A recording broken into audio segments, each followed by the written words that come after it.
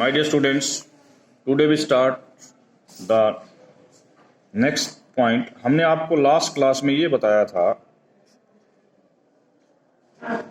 कि it has a solution if a is congruent to one mode of 8 जहां पर n क्या हो ग्रेटर देन 3, बट ये नहीं बताया था किसके कितने सॉल्यूशन होंगे। तो आज क्वेश्चन इससे आगे, prove that if the congruence x square congruent to a mod of 2 raised to the power n where a is odd and n is greater than equal to 3 has a solution, then it has exactly 4 solutions। इसके बाद हम एक बात और करना चाहते हैं कि यदि आप ये कह देते हो कि x नोट एक सॉल्यूशन है तो ये भी इसका सॉल्यूशन होगा, ये भी इसका सॉल्यूशन होगा और ये भी इसका सॉल्यूशन होगा। और इन congruent solution modulo 2 raise to the power n। Correct. किसी बच्चे को यहां तक डाउट हो तो बोलिए, नहीं तो हम आगे चलते हैं। ठीक है, तो let us start this. Since a is odd, if x naught is a solution of x square congruent to a mod 2n, this implies x naught must be odd, x naught भी odd होगा। Also minus x naught is a solution। एक बात clear हो गई कि x naught solution है तो minus x naught भी सॉल्यूशन होगा। सपोज y is any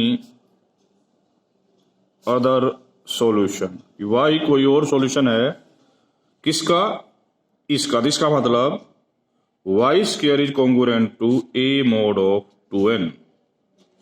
थोड़ी देर पहले आपने कहा था कि x नोट भी सॉल्यूशन है, तो x नोट भी इसको सेटिस्फाई करेगा जहां पर n greater than equal to 3 है। तो इन दोनों से हम लिख सकते हैं y square is congruent to x nought square mod of 2n।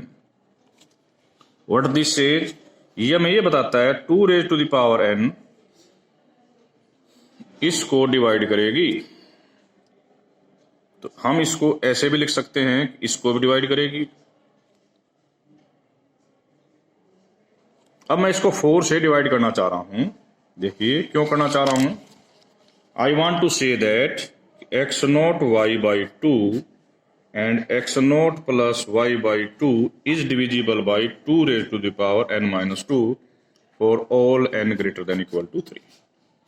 मैंने दोनों तरफ 4 से डिवाइड कर दिया। अब एक बात देखो बड़े ध्यान से, इन दोनों का सम क्या आएगा। वेरी गुड थिंग, इन दोनों का सम x नोट आएगा और x नोट क्या है, ओड है। तो ओड सम कब होता है, जब इनमें से कोई एक इवन हो और कोई एक ओड हो। Therefore only one of x nought minus y 2 and x nought plus y by 2 is even. अब बच्चों के माइंड में होता है कि सर ये इंटीजर होगा। मैंने थोड़ी देर पहले बताया कि इसके जो सॉल्यूशन निकलेंगे वो केवल ओड निकलेंगे। ये भी ओड है, ये भी ओड है, तो ये odd minus odd even divide by 2 must be integer, must be integer. और इसका सम ओड है तो इसका मतलब इन दोनों में से केवल एक इवन हो सकता है, दूसरा क्या होगा, ओड। तो first suppose x nought minus y by 2 is even factor. हम मान लेते हैं कि ये फैक्टर इवन है, ये फैक्टर इवन है, तो इसका मतलब दूसरा फैक्टर ओड होगा। एक फैक्टर इवन है और एक फैक्टर ओड है। यहां की बात को हम ध्यान से देखें तो यहां की बात क्या कहती है, मैं इसकी बात पर आ रहा हूं। आपने स्टार्टिंग यहां से की थी कि 2n डिवाइड्स दिस, यस। अब आप कहते हो ये ओड फैक्टर है, ये ओड फैक्टर है, तो मैं इसको ऐसे लिख सकता हूं, 2 से डिवाइड किया तो मैंने इसको 2 से डिवाइड कर दिया, ये ओड फैक्टर हो गया। दिस आर सेम, या one can be written like that. मैं बिल्कुल ये पूरी चीज congruent to 0 mod of 2 raised to the power n minus 1 देगी। ये ओड फैक्टर है, ओड, इसका मतलब ये 2 से डिवाइड नहीं होगा, यानी कि 2 raised to power n minus 1 केवल इसको डिवाइड करेगी, यानी कि x nought is congruent to y mod of 2 raised to the power n minus 1। तो y is equal to x nought plus k time 2 raised to the power n minus 1 is also a solution, correct. क्या solution आया, y is equal to x nought plus k time 2n minus 1। यहां पर k के बारे में 2 situation है। If k is odd तो हमारा सॉल्यूशन इसके कॉन्ग्रुएंट हो जाएगा, और इफ k इज इवन तो हमारा सॉल्यूशन इसके कॉन्ग्रुएंट होगा। तो what we get 2 solution, x nought के रिस्पेक्ट में x nought plus 2 raised to the power n minus 1। Okay, any other solution. अब हम दूसरा फैक्टर लेते हैं। अभी आप क्या लेके चले थे, suppose this is even and this is odd. अब उल्टा कर दो, suppose x nought plus y by 2 is, बोलो थोड़ी देर में, इवन फैक्टर। यदि ये इवन फैक्टर है तो ये फैक्टर ओड हो जाएगा, ये फैक्टर ओड हो जाएगा। ये पूरी चीज किससे डिवाइड होती थी, 2 raised to the power n minus 2 से। तो हम ये कह सकते हैं कि ये चीज किससे डिवाइड होएगी, 2 raised to the power n minus 1 से। इसका मतलब 2 raised to the power n minus 1 इसको डिवाइड करेगी, जिसमें से ये फैक्टर ओड है, तो इसका मतलब ये फैक्टर इससे डिवाइड होगा, ये नहीं हो सकता। और n यहां पर है ग्रेटर देन इक्वल टू 3, तो 2 raised to the power n minus 1 इसको डिवाइड करेगी, इसको डिवाइड करेगी। What it means, y is congruent to minus x nought mod of 2n minus 1। तो हम y को लिख सकते हैं, y को लिख सकते हैं x nought minus plus k time 2n minus 1। यहां पर भी k के लिए दो कंडीशन है। Number 1, k is odd. यदि k ओड है तो हम कहेंगे y इज कॉन्ग्रुएंट टू क्या होगा, minus x nought minus 2n minus 1 mode of 2n। If k is even तो y कॉन्ग्रुएंट बच जाएगा माइनस x नोट के। तो इस प्रकार 4 सॉल्यूशन बने। कौन कौन सा है, एक सॉल्यूशन पता है x नोट, तो दूसरा आएगा x nought plus 2 raised to power n minus 1। यदि माइनस x नोट है तो अगला ये आएगा। तो बच्चों मेन क्या है, पहला सॉल्यूशन निकालना। If you are able to find first solution then you can find all the solution. अब हम लास्ट इसके ऊपर एक जा रहे हैं theorem. Let k denote the number of distinct primes dividing n। if a belongs to Qn, यानी कि x square congruent to a has a solution mode n में, then number capital N यानी कि number of solution elements T belongs to Un such that T square is congruent to A is given by। यानी कि यदि ए you N, इसका मतलब इसका solution है, तो उसके कितने सॉल्यूशन निकलेंगे, टी कितने यू एन में मिलेंगे such that t square is equal to a हो। इसका आंसर ये आएगा 2 raised to the power k plus 1 if n is congruent to 0 mod of 8, 2 raised to the power k minus 1 if n is congruent to 2 mod of 4, 2 raised to the power k otherwise. इस question को कैसे करेंगे, बहुत ही simple और साधारण सवाल है। If a belongs to you n it means then there exist x belongs to you n such that s square is equal to a, तभी तो इसका सॉल्यूशन निकला। Now any t belongs to you n has t is equal to s x. तो हमने क्या ले लिया, यहां पर एक t ले लिया। t यदि किसके इक्वल हो, एस एक्स के इक्वल हो, for some x belongs to you N. अब ध्यान से देखो, मैं फिर बता रहा हूं, s कहां से लिया, यू एन से। It means s and g has 1, GCD 1।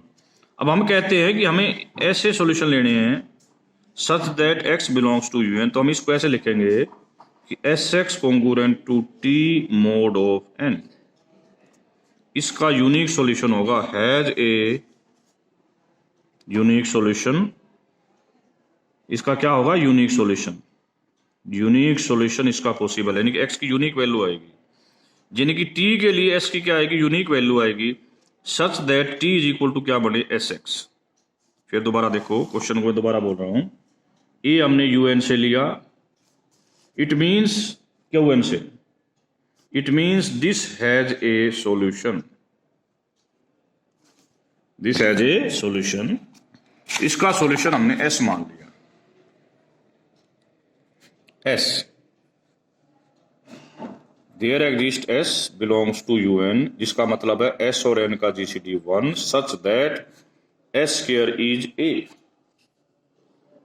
Okay, for any t now, और वो टी कहां से बिलोंग करेगा, यू एन से, जिसका मतलब ये है कि टी और एन का GCD 1 है, has t is equal to s x.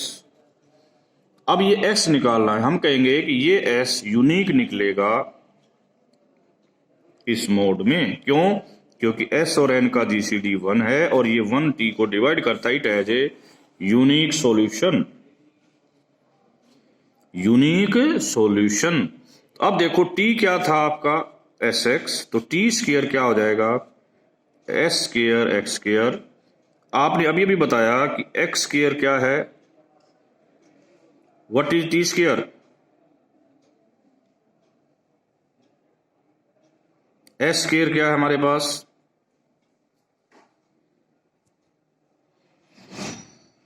S square हमारा ए है, तो ये बनेगा ए एक्स स्क्वायर। तो टी स्क्वायर का आंसर ये बनेगा, कब बनेगा, if and only if x square congruent to a mod of n. यानी कि जितने सॉल्यूशन इसके होंगे तभी ये टी स्क्वायर ए बनेगा। टी स्क्वायर ए बनाने के पीछे क्या है, टी हम कोई और सॉल्यूशन बनाना चाहते हैं। फिर सुनो ध्यान से, मैं दोबारा बात को रिपीट कर रहा हूं। इस टी मानने के पीछे ये है, मेन क्वेश्चन क्या था कि इसके और कितने सॉल्यूशन पॉसिबल होंगे।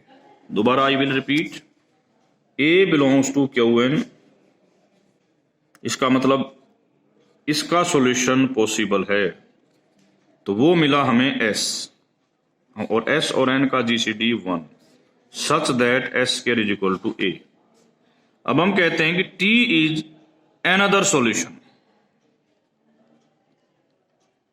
तो t और n का GCD 1 has t is equal to s x. ये मान के चले t सॉल्यूशन कब बनेगा, जब हम t square congruent to a कह सकते हैं। ये जब ही बना सकते हैं जब x स्क्वायर कॉन्ग्रुएंट टू क्या होगा, जितने सॉल्यूशन इसके होंगे उतने ही सॉल्यूशन इसके होंगे। इसका सवाल मैंने आपको सोल्व करा रखा है। तो इसके नंबर ऑफ सॉल्यूशन UN में जितने होंगे उतने ही सॉल्यूशन इसके होंगे। Okay, this question we have already discuss in the class.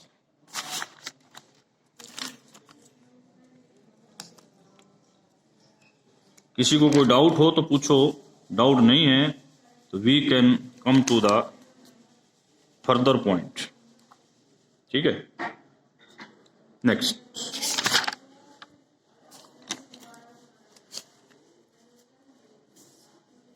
Now today we are coming on the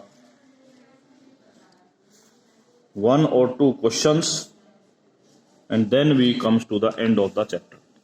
एक तो होमवर्क है आपके लिए, इसको सॉल्व करके आंसर बताइए क्या होगा, इसको सॉल्व करके आंसर बताइए क्या होगा, इसको सॉल्व करके आंसर बताइए क्या होगा। Next question, x square congruent to 5x plus 6 congruent to 0 mod of 5, इसके सॉल्यूशन निकालने हैं। अभी तक हम x square equal to 8i ले रहे थे, अब हम उससे थोड़ा सा आगे चलने की कोशिश कर रहे हैं। ठीक है, बिल्कुल स्लाइटली सा पार्ट। ये 5 क्या है, ओड। ओके बच्चों, इसको ना इतने चीज को कंप्लीट स्क्वायर की फॉर्म में बनाने की कोशिश करनी है, और ये ध्यान रखना है कि डिवीजन में कहीं ना आए। तो इसमें हम 5 और ऐड कर देते, तो इसको मैं लिख सकता हूं 10x प्लस 6। 5 ऐड करने से कोई प्रॉब्लम नहीं होएगी क्योंकि मोड 5 है। इसको कंप्लीट स्क्वायर बनाना है तो ये आएगा x square plus 10x plus 25। इधर 25 लाए हैं, इसका मतलब 19, दोनों तरफ 19 ऐड किया गया, तो ये बन गया x स्क्वायर प्लस 5 का square congruent to 19 mod of 5। यदि हम x प्लस 5 को y मान लेते हैं तो y square is congruent to 19 mod of 5। इसके हम सॉल्यूशन निकाल सकते हैं।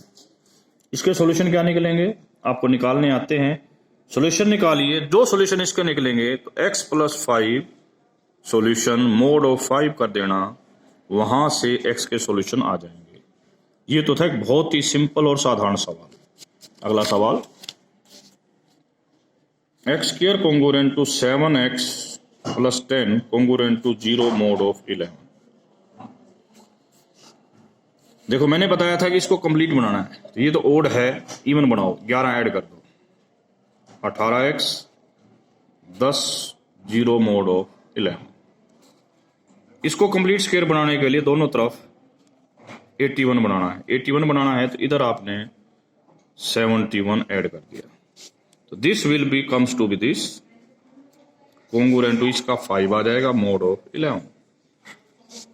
तो इसको यदि मैं y मानना है तो y square is congruent to 5 mod of 11।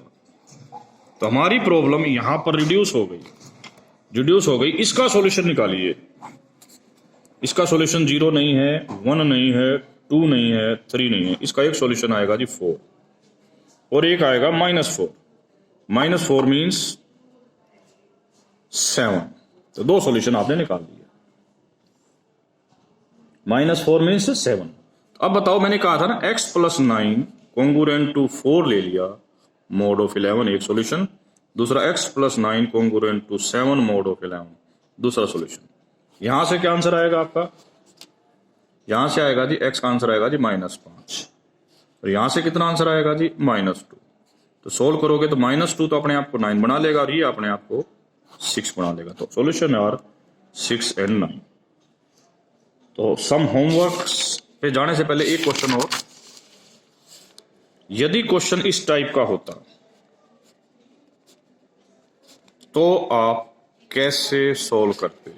बच्चों, जो क्वेश्चन मैंने पहले लिए वहां पर ये 1 था, अब ये 1 नहीं है, तो आपने पहले इसको इस 3 से मल्टीप्लाई करना है, ताकि कंप्लीट स्क्वायर जब भी बना सकते हो, बाकी काम तो बाद में होंगे।